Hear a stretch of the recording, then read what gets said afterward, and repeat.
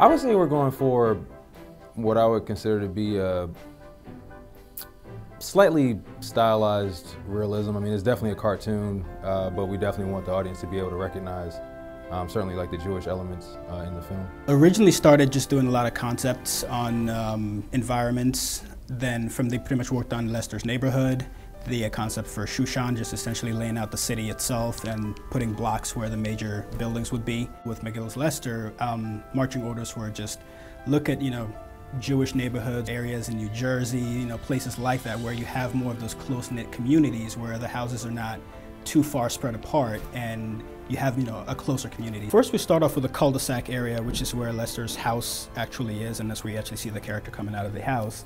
And then from there he essentially just takes a little journey through the neighborhood. From there he passes by a shoal, then transitions into a commercial area where you get to see a lot of stores, which a lot of them, there are places that are familiar to a lot of the people that work here, so we just kind of had to put those in there. Things like coming up with flyers for the school play that Lester was putting on, down to mailboxes. As far as what kinds of cars, I mean, it was a lot of minivans, to support bigger families. You'll see a lot of, people walking around. Lester's a very friendly kid, so you get to see that, and everyone in this neighborhood knows it. They all know each other. In Lester's neighborhood, Myrtle Park, Myrtle, Hadassah. For those of you who didn't get that, in Lester's neighborhood, some of the stores are actually legitimate stores, and some of them are made-up stores, or they reference real stores in the world out there. The throne room, the actual eagle throne that King Ahasuerus is sitting in, the two lamous eye that are on either side of him have like a bear's body and King Ahasuerus's head and crown and eagle wings. There's a lion sculpture that's lining the walkway up to the throne room. The throne description has 6 sets of stairs leading all up to the throne from all sides. And there are eagles on one side and there are lions on the other, each one almost protecting the staircase up to the throne. But we definitely tried to keep to as much scholarship and archaeological and historical research as we could. The Palace of Ahasuerus is primarily based out of Rabbi Landy's research that he did in Purim in the Persian Empire. And it was phenomenally helpful for us. We were able to actually take a schematic from his blueprint and actually build out what Ahasuerus' palace, because they have successfully unearthed it. We have it actually in real life. So that was tremendous.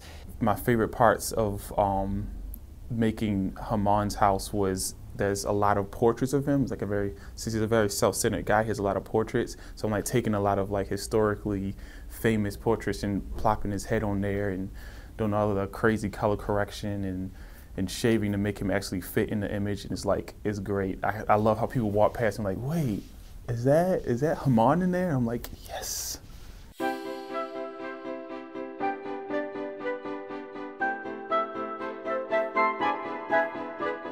If you only do it for one scene, it's a little bit of a chaval, but we were able to repurpose the exterior of the palace, the throne room, Haman's house, multiple times within the film. And it allowed for us to be able to hunker down and do a lot of detail. I mean, there's incredible amounts of detail of modeling. Remember, every single thing you see is modeled out. Just finished Ahasuerus' bedroom, dropping a lot of similar stuff to Haman's living room, stuff that really points out his conceit. In Mordechai's house, he's not going to have one of those gold Meshkachei Yerushalayim on the wall that's popular now. But Lester might have it in his own house. So in his mind's eye, he puts that into Mordechai's house. And we did that throughout the film, where we're going to put a child's perception of what he thinks belongs there. I'm sure they didn't serve smoothies in Ahasuerus' party either. That's Lester's idea. One of the interesting aspects of this project is that since it's being made for the Orthodox Jewish community, and not all of us on the production team even speak Hebrew, there are definitely a number of occasions where we'll be working on a scene or something that's explained to us, and we're told that, don't worry, this is actually really funny. So we just, take their word for it. I bet it is, and I can't wait to see that audience reaction. This is a pun. Believe me, this is funny. Yes, porous and mud-eye, that's a funny thing. Take our word for it.